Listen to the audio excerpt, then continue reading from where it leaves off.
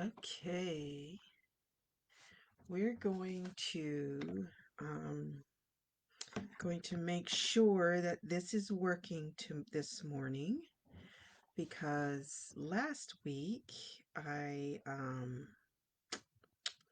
found out that the live did not want to work right. So we are going to try something else. Whoops. And of course that's not right either. I had to re-log into Facebook and all that kind of good stuff. So it is one of those things. It is Monday morning and it is wonderful to be alive. It is great that I got to wake up again. Um, it was raining earlier. Yesterday was a wonderfully wonderful day because we had sunshine. It was not raining and it was absolutely gorgeous outside, except for the wind was up a little bit. But other than that, it was absolutely gorgeous and I loved it. I loved it. So, hang on a second. This thing is not wanting to do right. So we will do this again.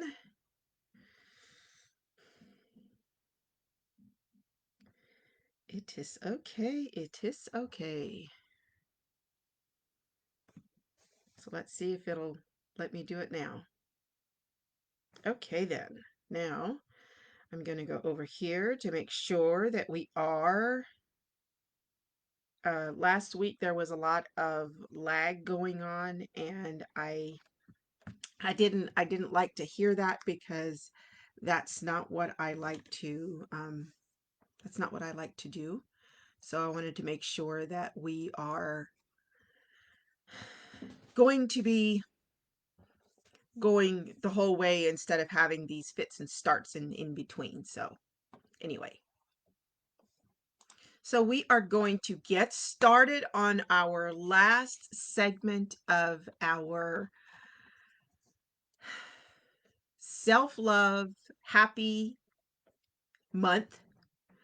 And the first week that we did a live in February, it was on mindfulness. The second week, let me back up, mindfulness on how we need to be in the moment of whatever is happening, in the moment of making sure that we are taking care of ourselves and making sure that we don't allow someone to sabotage our development, our healing, our getting better ourselves. So that's the mindfulness that we went over. And then the second week it was on um, empowerment. And then we had last week we had it on self. Let me hang on a second. Let me make sure I get this right. That was empowerment. Last week was love language. And this week is going to be on self compassion. So I had a lot of fun um, doing today's broadcast, writing today's broadcast. It was a lot of fun because it was a place where I learned to get to. Um, I did not start out there. It was a lot of soul searching. It was a lot of learning myself first and foremost. So, but today's topic is going to be on self-compassion. This ends our happy month, but something that I want you to think about is as we start today's broadcast on self-compassion is do you deal with feelings of anxiety, of being a failure, of guilt, of depression, inadequacy? Does all of that is that part of what you want your legacy to be? So, good morning, Rebecca. How are you? So glad you could join us. If somebody is on and it's kind of lagging or anything, could you let me know, because I want to make sure that this is uh, um that this works for you guys, that this, its content is valuable and stuff, and I don't want to be lagging as far as the lives and that kind of stuff, because that can be a little bit distracting for you guys. So I don't want that to happen. But anyway, self-compassion is about extending compassion to yourself, very much the same way as you would extend compassion to your friends, your family, your acquaintance. And a lot of times we forget to do that to ourselves. Um, especially, especially during those times when we have feelings of, I'm not adequate, I'm just a failure. Um, all those things. Anxiety can take root. And then what happens on top of that, when we don't extend that self-compassion, it enhances the suffering that we're going through with the pain from the fibromyalgia, because like we had mentioned earlier, what goes on up here and in here has a direct correlation with what you are feeling, with what you are experiencing, with what you are, with your pain levels. So, it has a direct, what is the word I'm looking for? Response. There is a direct response to our environment. Hey, Gloria, good morning. Good morning. So, I like Kristen Neff. She is a trailblazer for this idea of self-compassion and how to implement it in our lives. And she has defined it, self-compassion, as being composed of three different elements. And the three elements are self-kindness, which I know I had to work on that. It's not something that automatically happens. It's a learned behavior. So, self-kindness, common humanity, and mindfulness. And it really spoke to me that one of her elements was mindfulness. And that's what we went over the first part of this month. So, that really kind of spoke to me. So, are we mindful of our feelings towards others, toward ourselves, toward our families even, and toward life in general? If we are mindfulness, if we're mindful of that, then that is the first step to being self-compassion.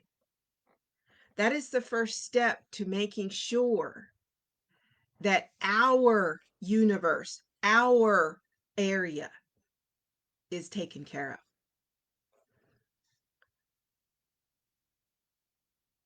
Self-compassion entails being warm toward others and being warm towards yourself, especially in those times of when you are covered up in pain. And when I say covered up in pain, I mean like even if you're not covered up in pain, you still want to be mindful of that, because if you can control what your environment is, you can control what your pain level is going to be.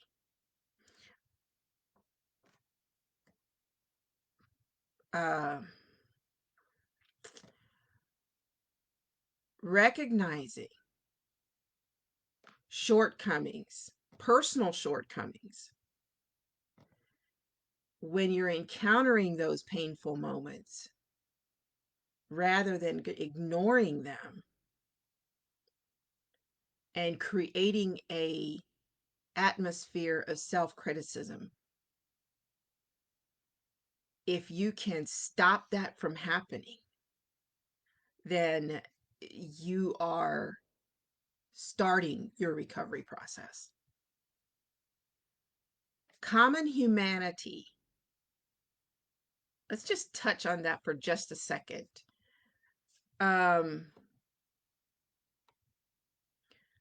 When she talks about common humanity, self-compassion involves recognizing that suffering and personal failure is part of the shared human experience rather than isolating. So, common humanity involves,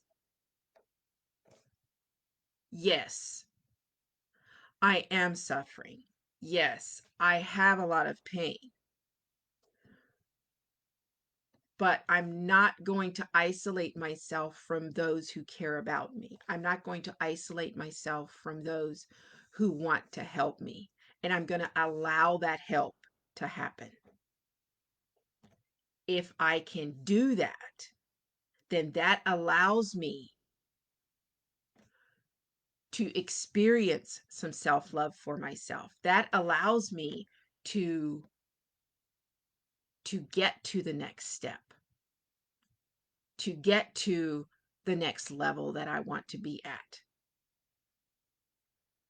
And then coming back to mindfulness on that, self-compassion requires taking that balanced approach to our negative emotions, to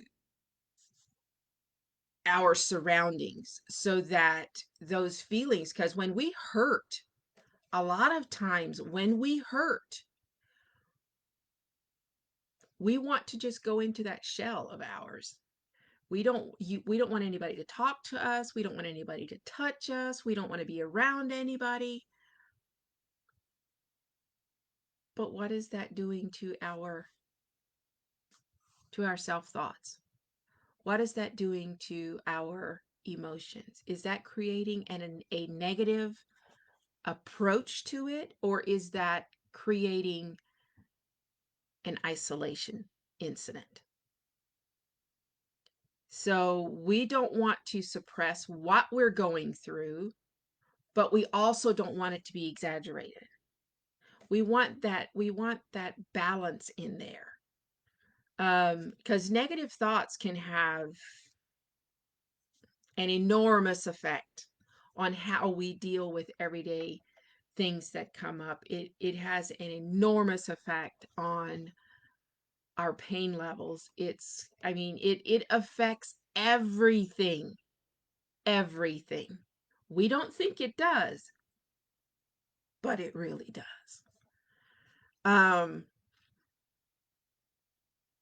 As long as you can, if you are in a place where you can do this, as long as you can be aware, that's the whole point.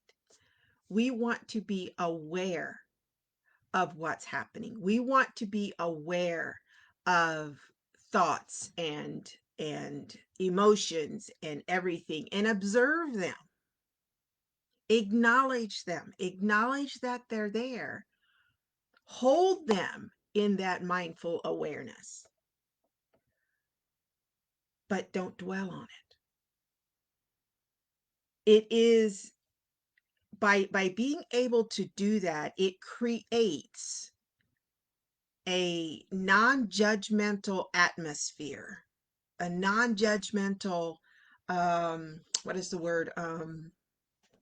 Receptive mind, receptive state of mind, to where we can observe our thoughts and feelings and what they are without trying to get rid of them, without trying to suppress them, without trying to judge them. That's part of learning to deal with fibromyalgia, is knowing, okay, something happens that's outside of your control. What are you going to do about it? Are you going to sit there and dwell on it? Because when you sit there and dwell on it, it has a negative effect on your emotional state. It has a negative effect on your thought process. It has a negative effect on your universe. See where I'm going with this? Negative, negative, negative, negative. You don't want that. Because when that happens, your pain level will go up. I'm just telling you the way it is. Your pain level will go up because your body is responding to that negative atmosphere, that negative universe. Mindfulness requires that you do not over-identify with mental or emotional phenomena. Let me explain that just a little bit more. It requires that you do, just to dumb it down for myself,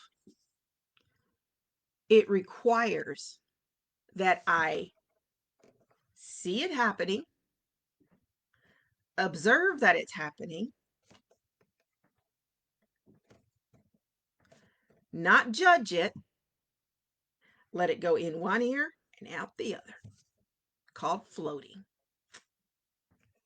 I know that sounds kind of weird, but it requires us to do that so that it minimizes the adverse reactions to our mental health, to our physical health. Because our mental health and our physical health are one and the same. It ties together. You cannot separate them. If you separate them, you basically will become an existing vegetable. So what I just said, not having reactions to something that is outside of your control, requires us to completely narrow our focus on what we think about, on what we do about what we think about. I know that's kind of a mouthful to say. So, another thing too is self-compassion is completely different than self-pity. We don't want self-pity because self-pity is a negative frame of mind. Self-pity is a negative emotion. You don't want to dwell on that. Recognize it, acknowledge that it's there, and then put it in a box and lock it up tight, because self-pity doesn't get anyone anywhere. Self-compassion is a state of mind, or we could also look at it as an emotional response of a person believing to be a victim. Not victim. I don't like that word because we're never victims. We're not victims. And a lot of people will say that we're victims of our circumstances. No, I don't like that word.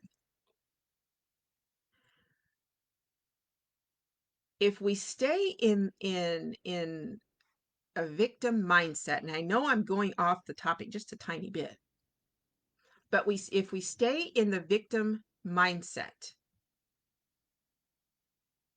we will never grow out of that. Getting out of that requires help from people. It requires help from friends. It requires help from our close-knit family. It requires us to take action. So let's get out of that mindset, because that doesn't do anybody any good. Instead, what we're going to do is we are going to get in the mindset of being kind to ourselves, being kind to those around us, no matter what's going on. We still have, as human beings and as children of the Lord, we still have a job to do. And that is being kind to us, being kind to others, and showing everyone compassion, including me. With self-compassion, we give ourselves the very same kindness that we would give to our best friend or those that we care about. Does that make sense?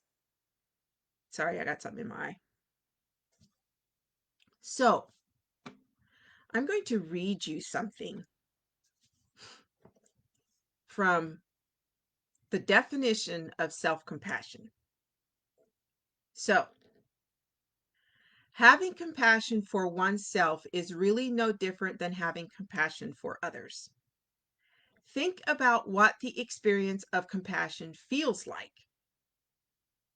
First, to have compassion for others, you must, here is an action word, you must notice that they're suffering. You must notice that you are suffering. You must acknowledge it. If you ignore it, you can't feel compassion for how difficult your life is. Second, compassion involves feelings moved by others' sufferings or yourself sufferings that your heart responds to. The word compassion literally means suffer with. When this occurs, you feel warmth, caring, and desire to help that suffering person. Okay, now let's put that into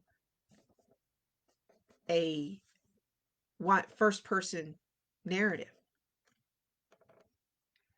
When this occurs, do you feel warmth towards yourself, caring towards yourself, and the desire to help yourself? Having compassion also means that you offer understanding and kindness to yourself. No judging here. When you fail or make mistakes, rather than judging yourself harshly. How many of us have a tendency, I know I do, I can be extremely hard on myself when I am wanting to do something and it doesn't work out the way I want it to work out, and things kind of go upside down instead of right side up. Then I start berating myself. Internally, I start berating myself, and I start giving myself all kinds of mess about why it didn't work. Instead, I should be telling myself, look, let's step back, regroup, and figure out what went wrong. Stop beating yourself up. It is not worth it. It is just not worth it. So feel compassion for yourself, even though when the pain is so bad that all you want to do is just snap people's heads off. Trust me, I've been there. I know what that's like. Instead of doing that, do your breathing exercises. Take a deep breath in, hold it, and then release it forcefully through your mouth. It gets those toxins out of your body. It gets those negative emotions out of your body. Think about being nice to yourself. You realize that there is suffering, that there was failure, that there was imperfection in whatever you're trying to do, but you cut yourself some slack.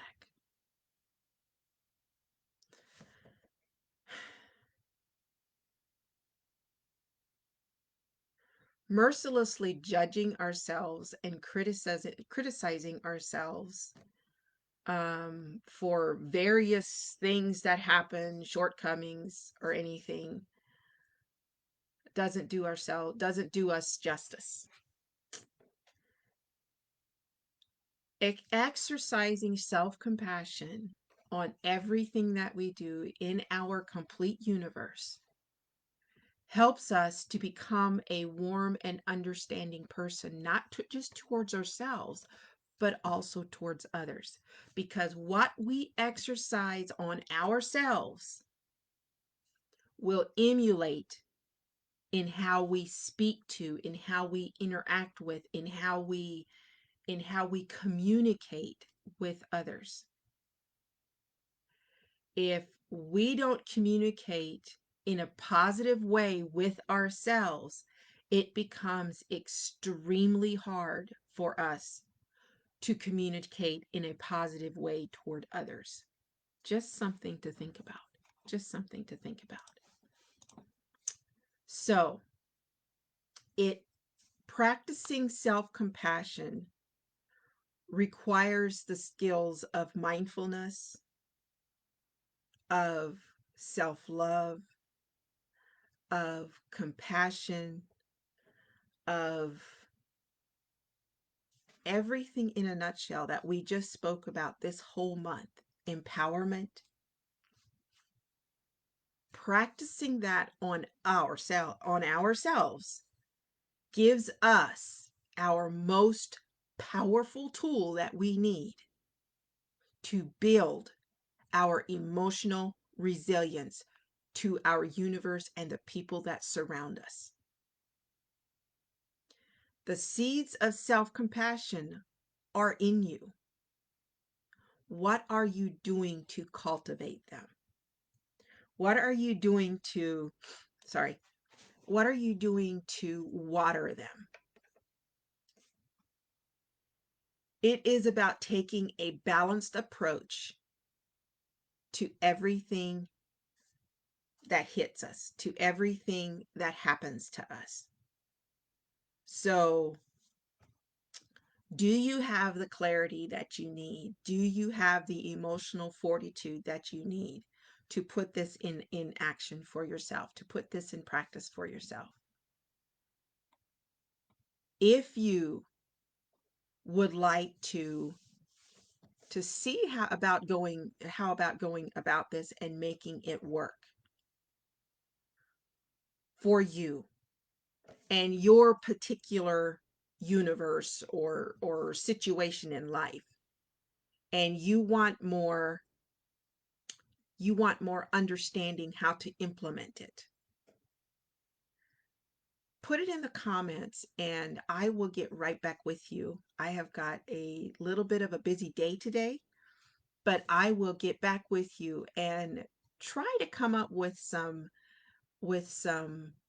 practices to put into place for you so that you're able to do that for yourself. In order for that to happen, you have to be willing to make the changes. You have to be willing to have a receptive mind, to look at the possibilities of what could be. So I need to sign off with you. I hope that this was a good session for you. If you have any questions whatsoever, we would love to hear from you. And we look forward to next month, which is going to be all about self-care. So until next time, bye now.